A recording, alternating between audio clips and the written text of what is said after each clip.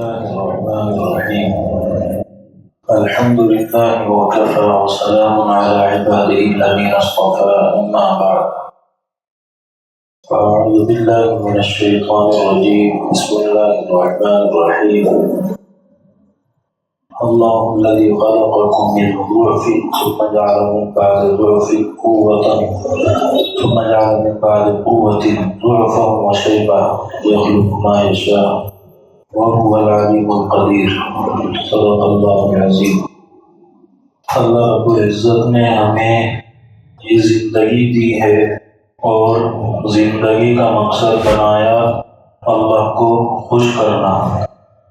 ہمارے لیے جو ہم آسانی سے سوچتے ہیں وہ اپنی آخرت کی تیاری کرنا، اور آخرت کی تیاری کے لیے محنت کرنے کے لیے جو زندگی ہمیں ملی وہ زندگی ان 3 حصوں میں بٹتی ہے۔ پہلا حصہ کم عمری کا ہے، بچپن کا ہے، دوسرا حصہ جوانی کا ہے، تیسرا حصہ بڑھاپے کا ہے۔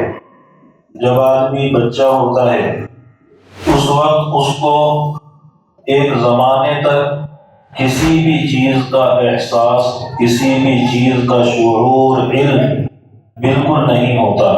اس کے ہاتھ پیر کمزور ہوتے ہیں، کچھ کرنا چاہے ابھی نہیں کر سکتا ہے۔ اللہ نے فرمایا لا تعلمون شیئا، ایسی حالت میں تم ہوتے ہو جب تمہیں کسی چیز کا سرے سے علم نہیں ہوتا ہے۔ جانوروں کے یہاں جو بچے ہوتے ہیں وہ پیدا ہونے کے بعد اپنی خوراک خود تلاش کرنے لگتے ہیں، لیکن انسان کے یہاں جب بچہ ہوتا ہے اس کو اپنے خوراک کا بھی علم نہیں ہوتا ہے۔ وہ روتا ہے تو اس کے ماں باپ اس کے لیے خوراک کا انتظام کرتے ہیں۔ اتنا کم علم، اتنا بے بس انسان اس بچپن کی زندگی میں ہوتا ہے۔ پھر آگے بڑھتے بڑھتے کچھ احساسات، کچھ چیزوں کا اس کو علم ہونے لگتا ہے، لیکن ابھی ہاتھ پیر، ابھی اس کی سوچ اتنی مضبوط نہیں ہے کہ وہ اس کی بنیاد پر کچھ کر سکے۔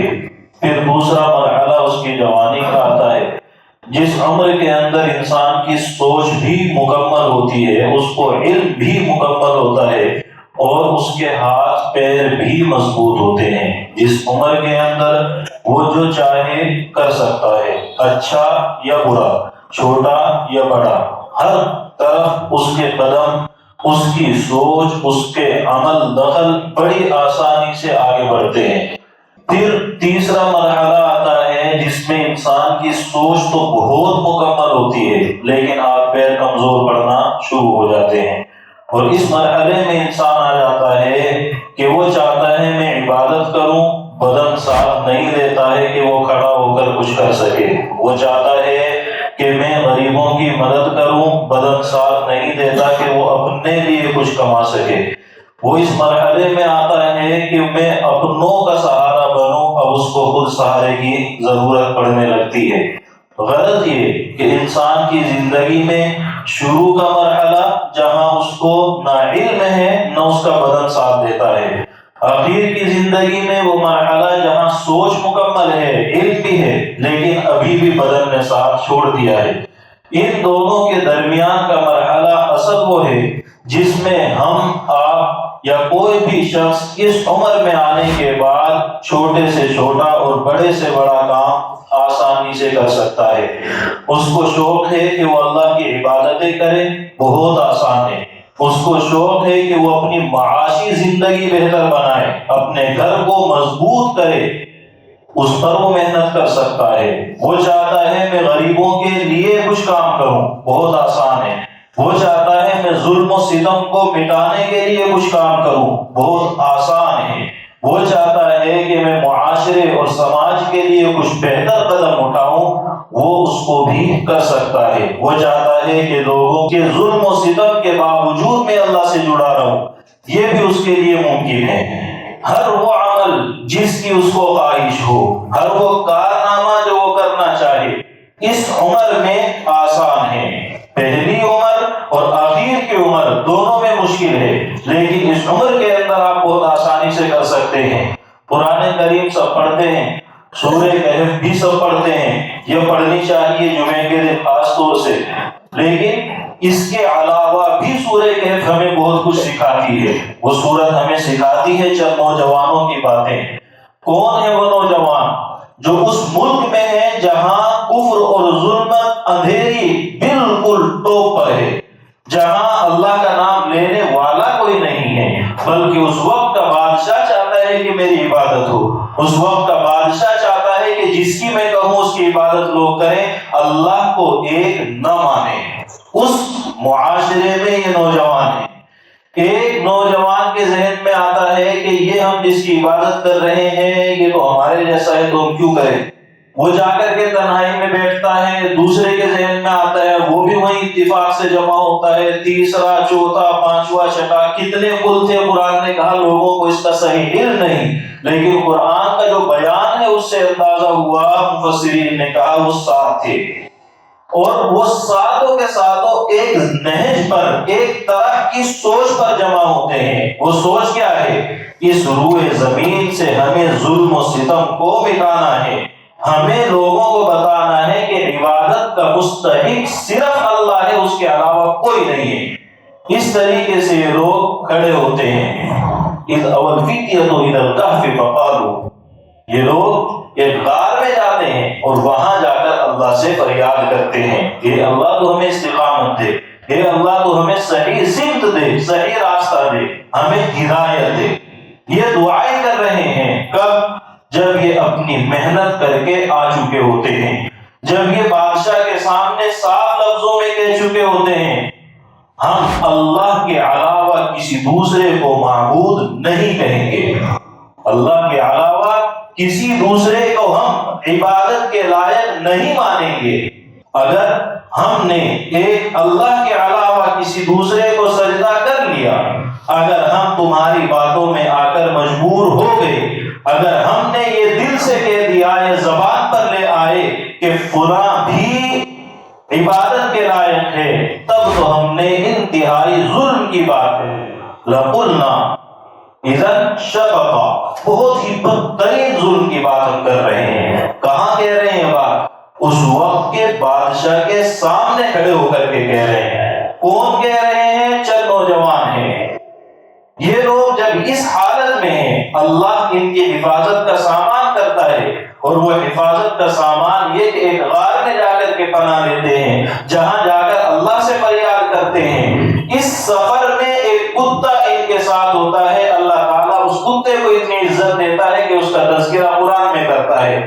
سارے جانور قیامت کے دن ختم ہونے والے ہیں، لیکن اس کو جنت میں جانے کی خوشخبری بھی مل جاتی ہے ایک جانور کو چند نوجوانوں کے ساتھ رہنے سے۔ لیکن ان نوجوانوں کے پاس کیا چیز تھی؟ صرف ایک عزم، صرف ایک حوصلہ، ایک ہمت کہ ہمیں اللہ کو ایک ماننا ہے اور دنیا کو یہ بات بتانی ہے۔ ہمیں کہنا ہے کہ اللہ کی توحید پر آ کر ہی یقینی طور پر ہم صحیح ڈھنگ سے انصاف قائم کر سکتے ہیں، اس کے بغیر انصاف نہیں، اس کے بغیر ظلم و ستم ہے۔ یہ حوصلہ جب ان کو ملا، جب انہوں نے یہ ٹھانی، تو اللہ نے ان کے ساتھ یہ مدد کی کہ ان لوگوں کے ساتھ میں رہنے والے جانور کو وہ مقام دے دیا جو ایک انسان کو نہیں ملا۔ کون انسان؟ حضرت نوح علیہ السلام کا بیٹا ہے، جو ان کے گھر میں ان کے روزی روٹی پر پلا پڑا، وہ بیٹا ہے جہنم میں جاتا ہے۔ حضرت نوح علیہ السلام پوری قوم کو جو ان کے ساتھ ایمان لانے والی ہے ان کو بچاتے ہیں، اپنے بیٹے کو نہیں بچا پاتے ہیں، وہی عذاب میں غرق ہو جاتا ہے پانی کے۔ کیوں؟ ایک طرف غلط صحبت، ایک طرف غلط ماحول، اور اس ماحول سے متاثر ہو جانا۔ ماحول آس پاس میں بہت خراب ہے، لیکن اس ماحول میں خود کو بچانا انتہائی اعلیٰ درجے کی نیکی ہے۔ اس ماحول میں لوگوں کی باتوں سے متاثر نہ ہونا اصل کمال ہے۔ اس ماحول میں رہ کر اللہ کو ایک مان لینا اور اس ایک اللہ کی بات پر جم جانا اصل کمال ہے۔ یہی دونوں میں فرق تھا۔ اسی فرق کو قرآن نے ہمیں بہت طریقے سے سمجھایا۔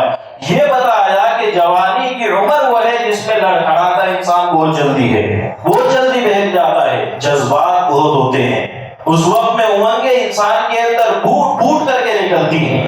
اس وقت میں انسان بہت زیادہ ایموشنل ہوتا ہے، مجھے یہ چیز اچھی لگی تو یہ کل گزرنی ہے، اس وقت میں انسان ہر وہ عمل جو اس کو اچھا لگتا ہے یا جس عمل کو اس کا دل چاہتا ہے وہ کر گزرتا ہے. اب غلط ماحول ملے گا، غلط اثرات اس کے ذہن میں پڑیں گے تو غلط راستے کو منتخب کرے گا، اور اگر صحیح نہج صحیح راستہ اس کو مل گیا تو وہ اس پر چل پڑے گا. لیکن یہ ملے گا کب؟ جب آپ کچھ تھوڑی سی کوشش کریں گے، جب آپ اچھے لوگوں سے کچھ سیکھنے کی کوشش کریں، اچھے لوگوں کے ساتھ زندگی گزارنے کی کوشش کریں. قرآن کریم نے 2 واقعے بیان کیے ہیں.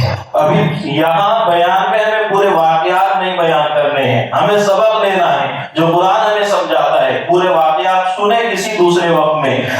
ان واقعات سے ہمیں یہ ملتا ہے کہ آپ کو اپنے جذبات کو پورا کرنے کا موقع ملتا ہے، آپ کو اپنی خواہشات، اپنی لذتیں، اپنے مزے اڑانے کا موقع ملے اور آپ اللہ کو یاد کر کے اس سے رک جائیں تو پھر اللہ آپ کو وہ عزت دیتا ہے جو کسی دوسرے کو نہیں ملتی ہے. حضرت یوسف علیہ السلام ہیں، انتہائی خوبصورت نوجوان ہیں، ابھرتی ہوئی جوانی ہے، اور اس وقت سب سے زیادہ پاورفل انسان جو ان کے یہاں ہے عزیز مصر، اس کی بیوی گناہ کی دعوت دیتی ہے.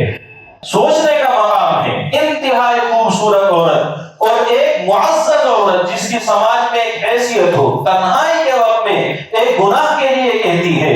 لیکن اس نوجوان حضرت یوسف علیہ السلام کی زبان پر جو الفاظ آتے ہیں، معاذ اللہ، مجھے اللہ کی پناہ چاہیے، میں اس کام کو کرنے کے لیے تیار نہیں ہوں.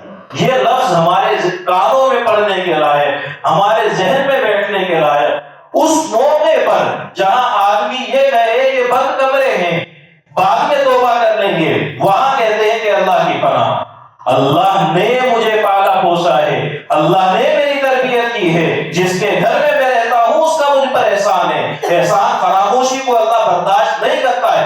انہ لا یفلح الظالمون، ظالم کبھی بھی کامیاب نہیں ہوتے، چاہے دوسرے پر ظلم کریں چاہے اپنے اوپر ظلم کریں، دونوں ظلموں کا انجام بدترین ہوتا ہے. آپ دوسروں کے حقوق ماریں گے، اللہ آپ کو پکڑے گا. آپ اپنے حق ماریں گے، اپنے آپ کو برے راستے پر لے کر جائیں گے، اپنے آپ کو گناہوں کے دلدل میں خود لا کر کے ڈال دیں گے تو بھی مصیبت میں آپ پھنسیں گے. تو دوسروں کے حق مارے یا اپنے حق مارے، دونوں صورتوں میں مصیبت آپ کی ہے. اسی کو یوسف علیہ السلام نے کہا، انہ لا یفلح الظالمون، ظالموں کو کامیابی نہیں ملتی ہے. اگر میں یہ گناہ کروں گا تو ظلم کروں گا، اپنے اوپر بھی عزیز مصر کا حق مار کر بھی میں اللہ کی پناہ چاہتا ہوں. اس طرح کی حرکت سے گناہ کے موقع پر اللہ کی پناہ مانگنا کمال ہے. گناہ کرنے کے بعد آنسو بہانا بڑی چیز ہے، توبہ کرنا، لیکن اصل کمال یہ کہ آپ گناہ سے بچ جائیں. وہ کارنامہ انجام دیا حضرت یوسف علیہ السلام نے، جن کو اللہ نے بعد میں نبوت سے سرفراز فرمایا. وہ مقام ملا، اور وہ مقام ملا کہ دنیاوی لذت بھی حاصل ہوئی کہ اللہ نے اسی مصر کے سلطنت پر وہاں کے بادشاہ نے اپنا قائم مقام ان کو بنا دیا. جو چاہو فرمان جاری کرو، میرے نام سے پوری چھوٹ ہے. دنیا بھی دی ہے، عزت بھی دی ہے، بادشاہت دی ہے. کب؟ اللہ کے نام پر، اللہ کے حکم کے سامنے سر جھکا دیا، لذتوں کو ٹھکرا کر. حضرت مریم علیہ السلام ایک خاتون ہے، نوجوان بچی ہے. حضرت زکریا جو ان کے خالو ہیں، ان کے ساتھ رہتی ہے مسجد اقصی میں. یہاں رہ رہی ہے. رہتے رہتے ایسے ایسے معجزات وہاں ظاہر ہوتے ہیں، ایسی ایسی کرامتیں ظاہر ہوتی ہیں، جن پھلوں کا سیزن نہیں وہ پھل ان کو کھانے کو ملتے ہیں. زکریا علیہ السلام پوچھتے ہیں کہاں سے آ رہے ہیں؟ بالکل سیدھے الفاظ میں صاف صاف کہتی ہیں یہ اللہ کی طرف سے ہے. قالت ہوا من عند اللہ، اللہ دے رہا ہے. یہ یقین، جبکہ وہ کوئی نبی نہیں ہے، صرف اچھے لوگوں کے پاس رہ رہی ہے، ایک نبی کے ساتھ ان کی تربیت میں رہ رہی ہے.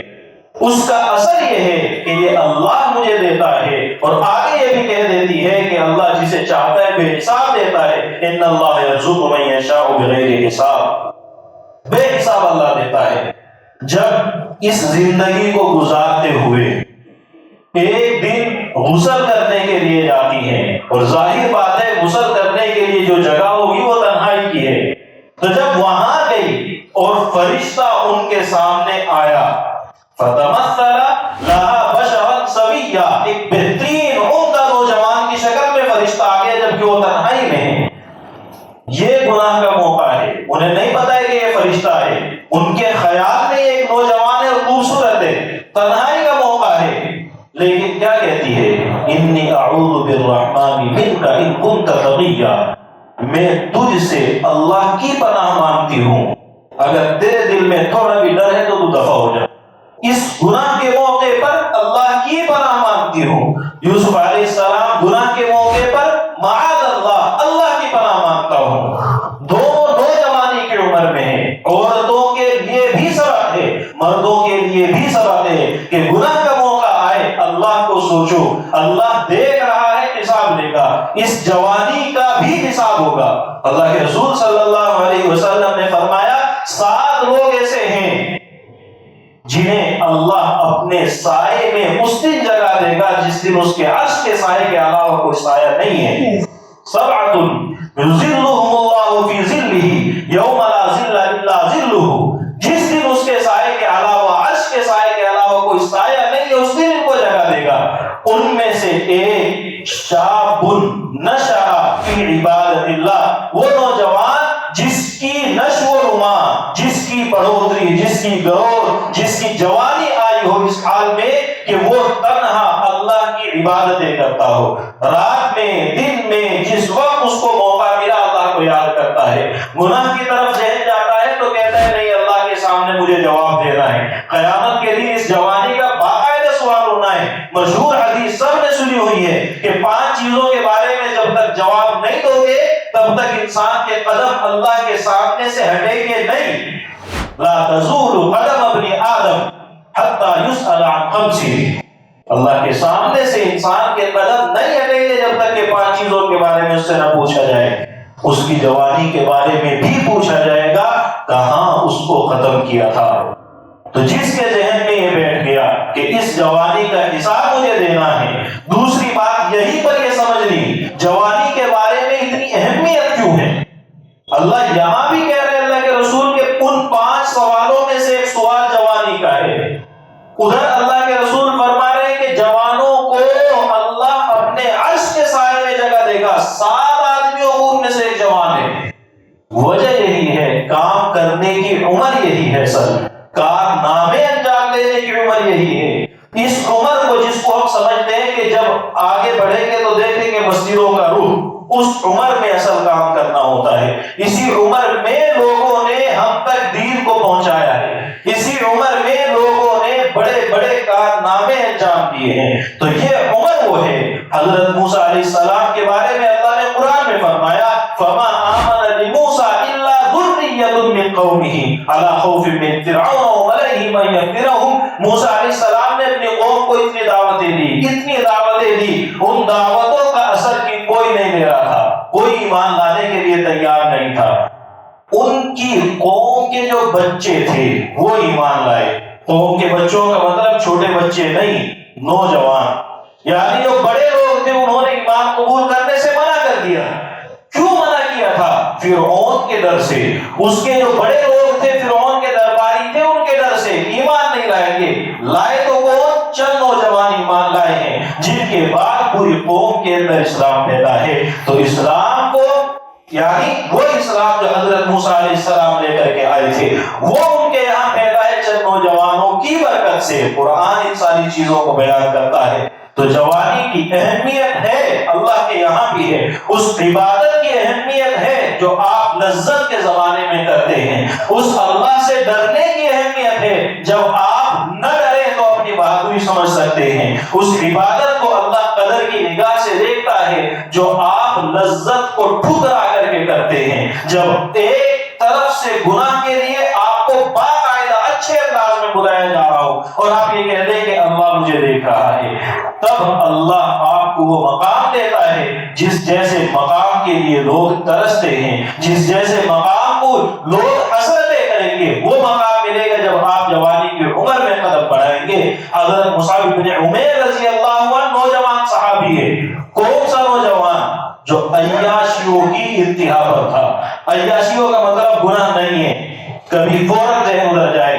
عیاشیوں کا مطلب جس کو ہم اور آپ بھی سمجھتے ہیں، آدمی کے پاس اچھا لباس ہو، اچھا کھانا ہو، اچھا پہننا ہو، جیسے چاہے ویسے چلے، یہ ساری نعمتیں مصعب بن عمیر کے پاس ہے۔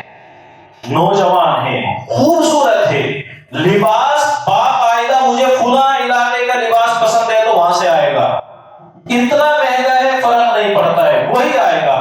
اس گلی سے گزر رہے تو پتہ چل رہا ہے کہ یہ خوشبو کسی اور کے پاس ہو ہی نہیں سکتی مصعب بن عمیر کے علاوہ۔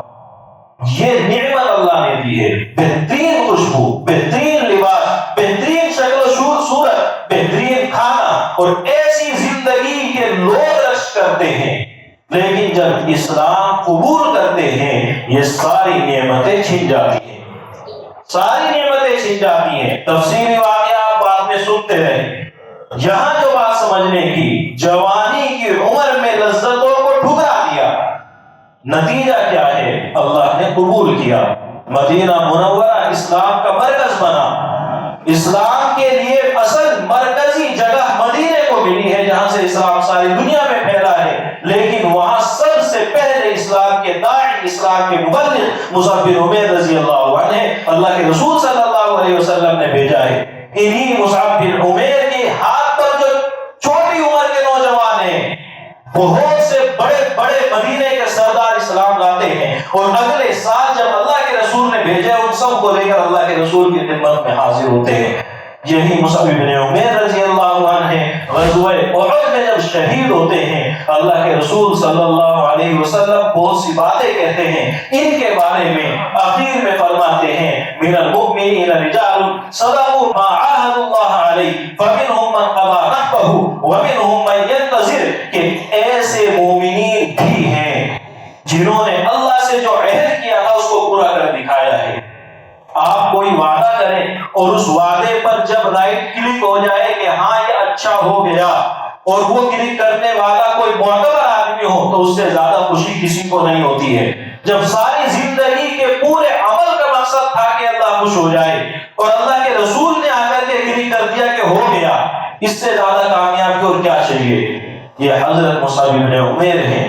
اللہ نے یہ آیت فرمائی نازل تو اللہ کے رسول نے کہا یہ اس کا مصداق ہے۔ یہ وہ لوگ ہیں جنہوں نے اپنے کام کو کر کے دکھایا ہے۔ کچھ لوگ ہیں جو بھی اپنے وقت کے منتظر ہیں، لیکن ان لوگوں نے اپنے فریضے کو بہت بہترین ڈھنگ سے انجام دیا ہے۔ ذرہ برابر اللہ سے کیے ہوئے وعدے کو انہوں نے بدلا نہیں ہے۔ یہ مقام ملا کب؟ جب اپنی جوانی کو قربان کر دیا۔ قربانی کا مطلب کچھ بھی نہیں تھا، صرف اپنی ڈائریکشن چینج کی تھی۔ جو لذتیں ادھر سے ملنے والی تھی ان کو اللہ کے راستے میں تلاش کیا ہے، صرف یہ تھا۔ آپ اپنے عمل کو تھوڑا سا اچھے رہنج پر لے آئیں، تھوڑی سی اچھی ترتیب بنا لیں، سارا مزہ ہے۔ مزے کا مطلب کیا ہوتا ہے؟ انسان جس چیز کا عادی ہو جاتا ہے وہ اس کو ملنے لگے۔ اللہ نے اپنے رحمت سے ہم میں سے زیادہ تر لوگ یہاں ایسے ہیں جو نشے سے محفوظ ہے، لیکن اگر کوئی لگ گیا ایک مرتبہ اور اس کو اگلے 24 گھنٹے میں نہیں ملی وہ چیز تو وہ آدمی پریشان ہوتا ہے۔ جب مل جائے گی تو اس کو سکون ملتا ہے، لیکن ہم اور آپ اللہ کی رحمت سے بھی اس مرحلے میں ہیں کہ اگر ہم وہ نشے والی چیز منہ کے لگائیں گے تو ہمیں تکلیف ہوگی۔ اس کو مزہ آ رہا ہے، ہمیں تکلیف ہو رہی ہے۔ فرق کیوں آیا؟ کیونکہ اس کی عادت نہیں ہے۔ جب ہم نے اپنی عادت اچھی رکھی ہے تو ہمیں اچھی عادت کے ساتھ مزہ آ رہا ہے، اس نے اپنی عادت خراب کی ہے تو اس میں مزہ آ رہا ہے۔ بالکل یہی حالت ہے، گناہوں کی عادت بنا لے اس میں مزہ آئے گا، نیک عمل کی عادت بنا لے اس میں مزہ آئے گا۔ اللہ کے سامنے کھڑے ہو کر نماز پڑھنے میں لوگوں کو مزہ آتا ہے، تبھی تو پوری پوری رات عبادت کرتے ہیں۔ بغیر مزے کے پوری رات کی نیند کون قربان کر سکتا ہے؟ ایک ایک آیت پڑھ پڑھ کر کے پوری رات کیوں گزارے گا؟ کوئی پورا قرآن جس کو یاد ہو وہ ایک آیت پڑھ کر پوری رات گزار رہا ہے، کھڑے کھڑے پیروں پر ورم آ رہے ہیں لیکن وہ چھوڑتا نہیں ہے، کیونکہ مزہ اس میں آ رہا ہے۔ انسان کی طبیعت اس طرح کی ہے، جس کا عادی ہو گیا وہاں مزہ آتا ہے۔ تو ہم صرف اپنی عادت تبدیل کر لیں، اپنے حالات کو صرف مختصر انداز میں ان کو چینج کرنا ہے، اس کے علاوہ کچھ بھی نہیں ہے۔ صرف یہ عمل ہم نے کر لیا، اللہ کی رحمت ہمیں ملنی شروع ہو جائے گی اور اپنے ذہن کو سکون ملنا شروع ہو جائے گا۔ گناہ میں مزہ ہے لیکن ذہنی سکون بہت جلدی خراب ہو جاتا ہے۔ جب تک اس کا اثر ہے تو مزہ ہے، جیسے یہ سب ختم ہوتا ہے ذہن سے سکون ختم ہو جاتا ہے۔ آپ اللہ کی اطاعت پر آئے تو یقیناً سکون ہے، اور چھوڑ دیں تو سکون بھی ہے، دونوں کی گارنٹی اللہ تعالیٰ ہمیں دیتا ہے۔ تو ضرورت اس چیز کی کہ اپنے نہج کو تبدیل کریں۔ اللہ کے رسول نے شروع میں اسلام کی عام دعوت نہیں دی ہے، دو چار آدمیوں کو سمجھایا ہے، لیکن جب اللہ نے فرمایا وَأَنذِرْ عَشِيرَتَكَ الْأَقْرَبِينَ، اپنے قریب کے جو رشتہ دار ہیں ان سب کو آپ ہمارا پیغام دیں۔ اللہ کے رسول پیغام دیتے ہیں، باقاعدہ بہترین گوشت تیار کر کے دعوت کرتے ہیں کہ کھانے کی دعوت پر آئیں گے، یہ پیغام میں ان کے سامنے رکھوں گا۔ آپ پیغام رکھتے ہیں، ابو لہب انتہائی بدترین انداز میں سب کو وہاں سے اٹھا کر کے لے جاتا ہے۔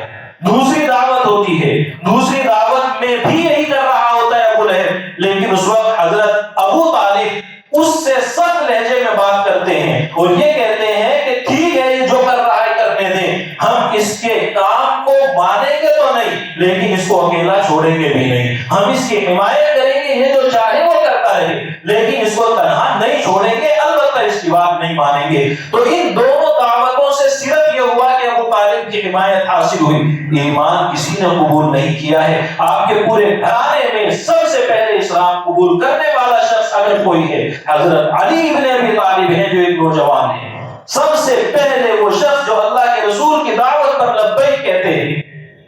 اور اثر کیا ہے جو یقین ان کو حاصل ہوتا ہے، جب اللہ کے رسول ہجرت کر کے مدینہ جا رہے ہوتے ہیں، اپنے بستر پر حضرت علی کو لٹا کر کے جاتے ہیں، اس وقت کے حالات کو صحابہ حضرت علی سے پوچھتے ہیں کہ جب آپ نے یعنی اللہ کے رسول نے آپ کو اپنے بستر پر لٹایا تھا، اس کا مطلب دو کہ مکے کے لوگ بغیر منہ کھولے ہی یہ سوچ کر کے بستر پر اللہ کے رسول نے تمہیں قتل کر سکتے ہیں، یہ ڈر ہے۔